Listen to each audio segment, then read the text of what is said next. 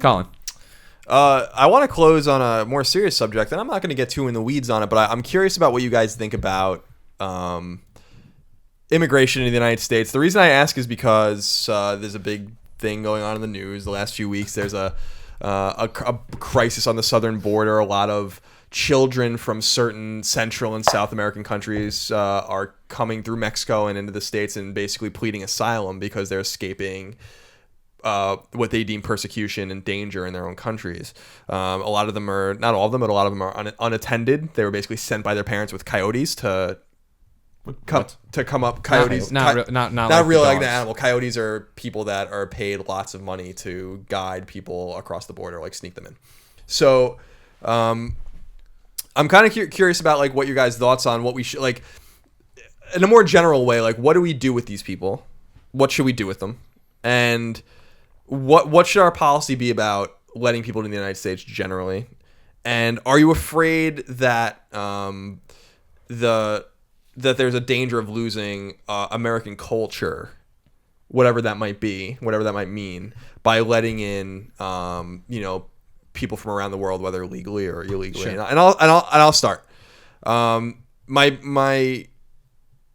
Irish side of my family, the Moriartys, came here in the 1850s, and we fought in the Civil War and all that kind of stuff. So we're kind of like OG American. The Italian side of my family didn't come here until after World War I, and so we're all products of immigrants, all of us. Unless I guess you're Native American, Indian, and I think that immigration is a really important part of America. I think that it constantly changes everything in the United States, usually for the better. We had a very like Anglo kind of Western European vibe to the United States for a long time, from the Revolution through the Civil War. And then the Irish started coming here and they were persecuted against, and the Chinese came here and they were persecuted against. And obviously the black population that we brought here in chains was persecuted against that entire time. And then it goes on and on and on. But what I always feel like is we always assimilate these people and we take little things from their culture and make them our own. And I read this really interesting piece by this, I can't remember the gentleman's name, but he's a Chinese guy, he's a Chinese American.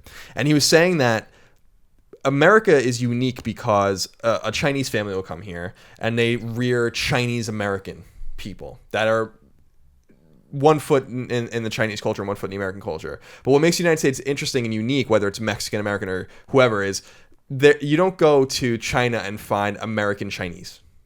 There's no American Mexican. It only goes really the other way, meaning that we have the unique position of like assimilating these cultures and bringing them here and kind of melting them together, and that is what America is.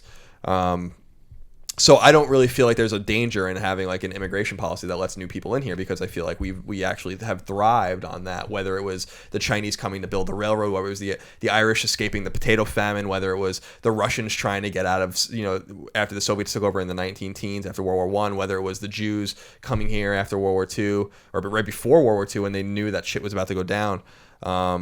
So I'm kind of just curious about what your thoughts are on that. And see, that's the problem. The main problem I have with it is that what you're hitting on is, I think, what American culture is, right? The melting pot. Obviously, there aren't American Mexicans, right, who have gone to, and there aren't American Canadians, right?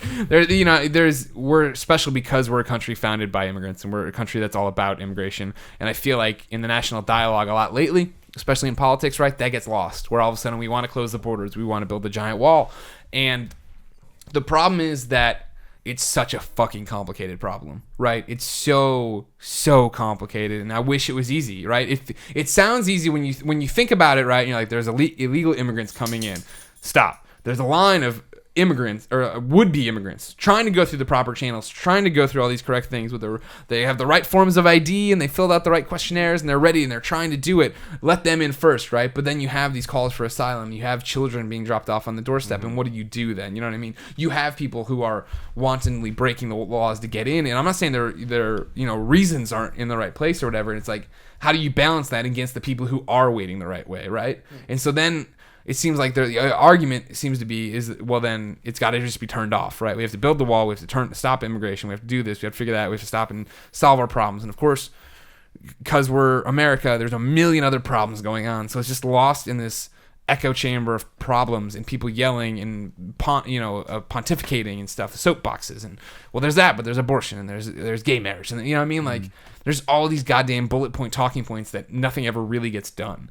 And so I get really offended when you see politicians out there who are blind, I feel like, to what my belief and what I've read about how the country's history is, right, and what our populace is and how we came to be, who now want to make it, well, no, you can't have anybody else in here, you know what I mean, or like, no, this is what America is, and America is constantly changing. That's why it's awesome, and that's why we, have great Tex-Mex and we have all this. That is why we have. Yeah, exactly. I can be honest and say that I'm split on the issue. Right, I can see both sides, and when I ask myself why would anyone be against that, it's from just a pure standpoint of fear, right? A fear of overloading the system, fear of like maybe there one day won't be enough for everyone to go around, and we have to have some sort of order to this chaos, which I think is where a lot of people, that's when if you're sort of sliding against immigration, that's probably where that roots from. That's probably where that stems from, in my opinion.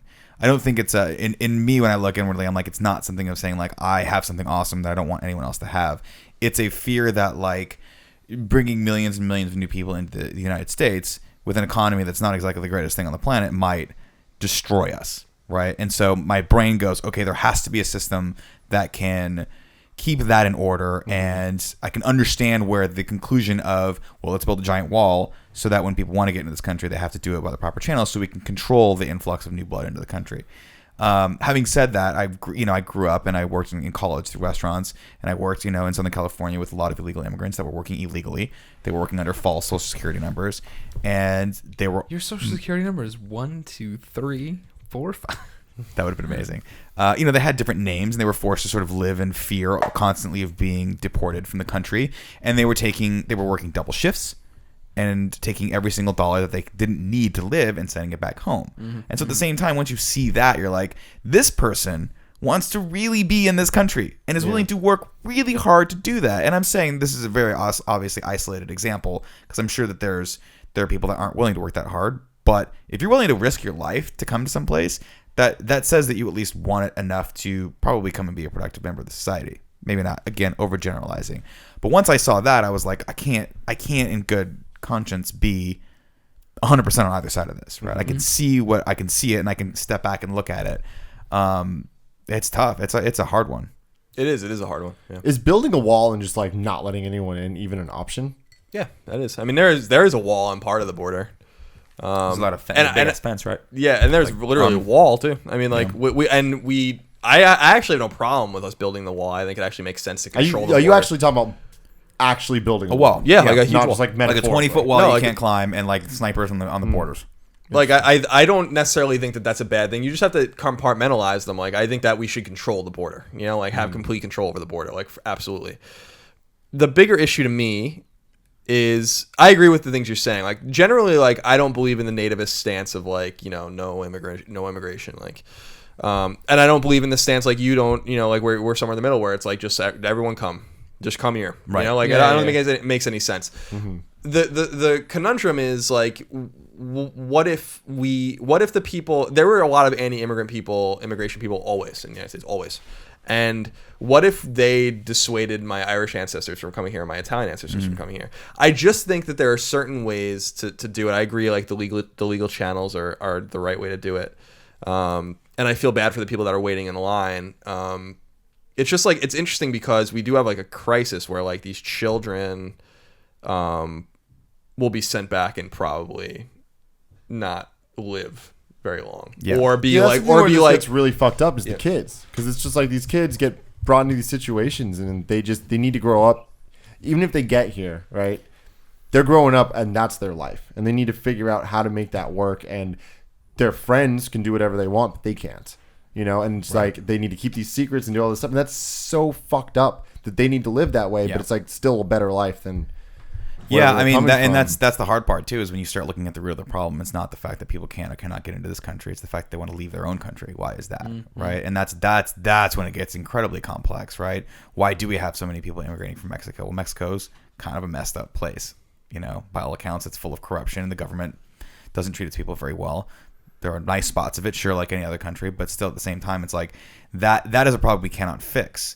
is that our problem to deal with? That a lot of people say it is, because a lot of people say that like the drug cartels that control a lot of these countries are subsisting rightfully so on American money. That like the drug trade is the United States. Yeah. And like they exist because we're the number one customer. Yeah, like and a lot of them say that, and I don't necessarily think it's fair to like pin it on us, but like when they say the president of one of those countries that is having this problems, I don't remember which one it is, so I don't want to say, it might be Honduras or something, was saying like it's your fault that this is happening. Like you are the market for all of these cartels that are taking everything over. And like you guys need to take some responsibility for that. Yeah. And I don't necessarily think that that's completely fair, because not everyone in the United States does the drugs. A very small amount of people actually are doing drugs, and so everyone has to pay.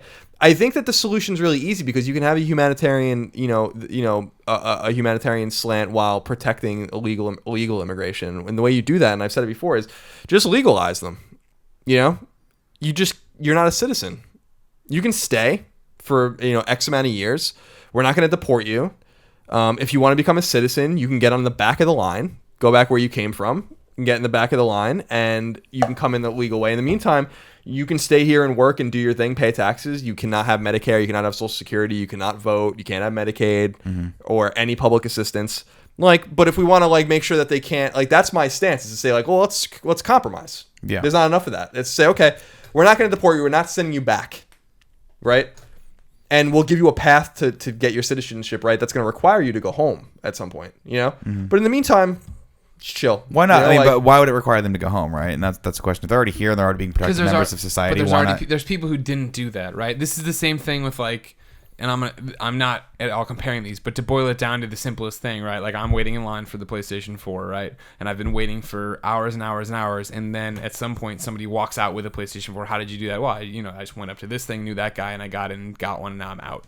You know what I mean? Why am I being penalized for going through what your government is telling me is the correct way to do this? Meanwhile, somebody who just ran under But I feel like that's true, but at the same time, it's such a hulking problem that we're clearly, the system's broken. It's not working. Right. But clearly, if people can just walk into this country and be dropped off on someone else's doorstep, the current system of, hey, there's a giant line over there, but by the way, there's no fence here, so just walk in whenever you want. It's like Magic Mountain, right? If there were no fences whatsoever, there were no lines, it's just all chaos, right? So you have to have order on some degree. What you're saying is actually a fairly straightforward compromise, but let them stay in the country and let them wait. And it might take 40 years or it might take 30 years to become a naturalized citizen. The only problem is in that time they're going to have kids, and then their kids become citizens, and then they get to stay, right? Sure, and maybe we need to change birthright citizenship, because we have birthright citizenship for a reason. That doesn't make much sense anymore. But that is fine if we want. But that's almost like getting too complicated, right? Maybe we just say that there's a lot of people that say maybe one of the parents has to be a citizen for this to kick in, and that's obviously going to require a constitutional amendment, which is fucking really hard to do, right? And rightfully so. I think that you're right. You'll have birthright citizenship, they have a kid, then they stay, but I don't really have a problem with that, because those kids, when you're born here, you're just born. You can't really be blamed for that. You know what I mean? It's a really complicated issue. I think we have to have. I think there's some silliness going on with it. For instance, the Obama administration saying they want to send people directly to these countries to figure out if we should just give them asylum immediately, so that they don't even have to do this arduous trek across Mexico. And I'm that's a little much. That's something we did in Vietnam, by the way, and that was because we fucking ravaged that place. So we went there and we're just come here. That's why there's a lot of Vietnamese people in the United States, is directly because of, especially on the West Coast, is directly from Vietnam War, because we were all right, we really all right, come on. But people have made really interesting points where it's okay, we're going to go to these countries and do that. So why don't we go to some of these African countries? Why don't we go to North Korea? Why don't we go to, X, Y, and Z? The Ukraine's all fucked up right now. When we go, and it's okay, that's a great point. We have to draw the line somewhere. You don't have a right to be an American, and not everyone that wants to come here can be here. It's just the unfortunate nature of the business. Right. But what if we have to have humanitarian slant and kind of an understanding slant? What if they did that to our people back in the day? You know what I mean? Yeah. And what if they did it to my mom? Yeah. Or my grandmother, both of whom were native Italians, right? And the thing I always look at is, at the end of the day, you can say, okay, let's do the letter of the law. Let's make sure no one breaks the law or no one does anything that is considered on a world level to be wrong, right? But then you have to take a look not too long ago when a group of people decided, let's break the law. Let's defy what is supposed to be the norm, and let's break away, and let's start this thing. And that's what this country is about. It's about, if you want it bad enough, you find a way to get it. You're American. All of a sudden you are American, right? And that's why I think that's honestly the driving factor that makes us one of the best places and one of the best countries on the planet, is that we do not accept the norm. We do not accept the rule of like, sit down, shut up, and do what you're supposed to do. We're American. No, we don't do that, right? That's what the country is. And so there's a part of me that says, if you want it bad enough and you get it, you deserve it. You know? Yeah. It's kind of weird to say, but that's like, that drives us. Yeah, I don't necessarily disagree. I just think that a lot of it, there's a lot of racism in it, no doubt, that needs to be dealt with. Yeah, of course. There's a lot of, I think that, again, like every other issue, there just has to be compromise. Like, to become an American citizen, I do believe you need to know English. I think that you have to pay your fines and do all that kind of stuff and wait. You have to wait. You have to take tests and do all that kind of stuff. Like, I think that that's fair. But I also think that if you're in dire straits or you're here illegally, you sneak in and you just really want to be here and you're poor and things are really bad back home or whatever, should we prioritize deporting you? Maybe. Is it better to just say like, all right, like we're not gonna, we're not gonna deport you? Maybe. I think that the big issue is that, and I think it's a fine point, and because it's such a tough issue, is to say like, well, what's stopping everyone from coming here then? Right. Like if it's just gonna be fine, then everyone should just come. Right. And you can just live here forever. And that's a good point too. But when children are involved, like, George Will, who's a really prominent conservative columnist, he's a really smart guy, usually like an arch conservative, like a really conservative dude. He's the one who said, and it surprised me to hear him say it. He was like, we should be welcoming them into the country, being like, we're going to educate you and you're going to become American, and like do the right thing by them.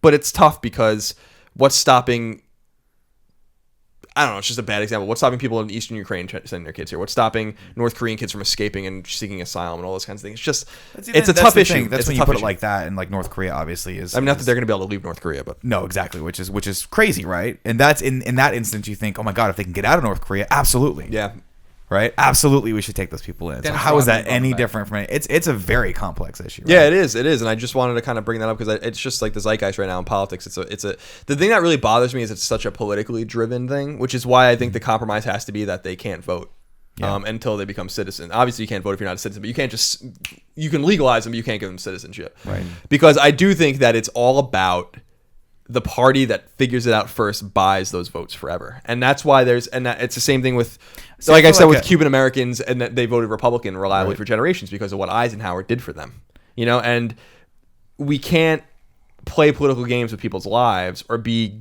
gamey with it, because that's what's happening, and that's the thing that really bothers me. It's really not about them; it's about who can fucking figure it out first. See, I don't think it'll be the government that figures it out. What I think it'll be is a private corporation that figures out. I feel like you see this all the time with big business, where they figure out, obviously in those countries, but they figure out that these people can come and they can work for a wage that's well below what's considered minimum, or well below, anything, right? Because you're illegal and you have the fear. So I feel like one of my big fears is that someone's going to figure out a legal way to employ illegal immigrants and not have to pay them, which I know is incredibly hard. But if they can figure that system out, holy crap! We're a capitalistic society and money reigns supreme. If you can figure out how to put all those people to work and make a profit off of that, you've suddenly got a huge workforce. So I don't know. To me, the one thing I want to stress, because I think it's really important, is that Chinese gentleman, I wish I remembered his name, that wrote that piece. I think he actually wrote a whole book about it. It's just like, we can borrow, like we have the advantage. We look at it as a disadvantage usually, right? Like as Americans that are here, we're like, we're here, we're American. You're not American, we're American. And his whole thing is like, well, no, because we have the Chinese American society that we can borrow their emphasis on community, and we can have the Japanese American, and we can borrow their sense of honor, and we can have, the French American who's maybe like art or food, like whatever it is, like fries. Like fries, exactly. Right. We can have we can have all of these, the Russian American, with the hard work. We can borrow all of these kinds of things from all these different societies that defines us, as we often did when the when we already had people come here and we borrowed from them often. The only thing is that they were Western European. Mm-hmm. And that seems to be the difference. And it's hard to be intellectually honest about it and not say like that there's just some veiled thing about people feeling like they're going to lose, like what it is to be American. And for me, it's to say that's not going to happen. Yeah, but it's not going to happen. Like people are really scared. By 2038, the white population will fall below 50% in the United States, which is like unbelievable. And that's not a bad thing. That's nature. No. And it's like there's nothing wrong with that. Like we're always going to speak English in the United States. We're always going to, have American culture and pop culture and movies and music. It's not going to change. It doesn't really matter who when you you say are. What is American culture, right? I honestly believe our culture is that it's every culture. It's anything and anyone can be American. I think Korean burritos. Boom. Yeah. You got to borrow the burritos from Korea. But that's the thing, and that's why it's so hard. It's such a double standard, right? Because if you really want to play by the letter of the law, anyone can be American. That's the whole point of our country, right? I don't want to liken it back to Batman, but anyone can be Batman because we are a symbol of something greater in the world. And everyone should be able to do this. What the country is founded on, And to sit back and say, no, we're American, you can't come in is like, what do you think our forefathers would think of that, Yeah, I mean, we can't have a moratorium on it. I think that the problem, as we've said, is lawlessness. And doing it the right way. And I do respect the sanctity of the people that are in line. I also think it's unreasonable to round everyone up and deport them. You can't do that. That's like police state tactics. Like if the United States, there are 10, 12 million people in the United States that are not citizens that are here totally illegally. And theoretically the military can go and round them all up. Do you really want to live in a society where the military is fucking going door to door and rounding? Like that's scary shit. The fact is that our lax policy that you can blame a lot on Washington, for we can certainly blame Washington and Obama's lax policy on enforcing immigration policy by all these kids and their parents thinking that they can come here because Obama's basically like we're not enforcing anything anymore, So there's the blame to be laid on the government, but there's a humanitarian crisis.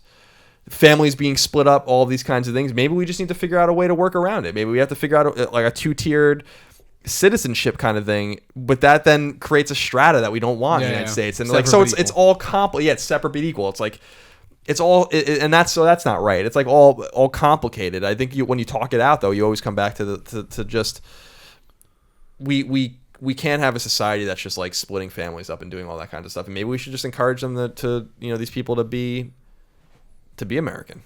Yeah. Let's just forfeit it all to Canada. Sure. So I thought that I found the conversations going on recently really thought provoking.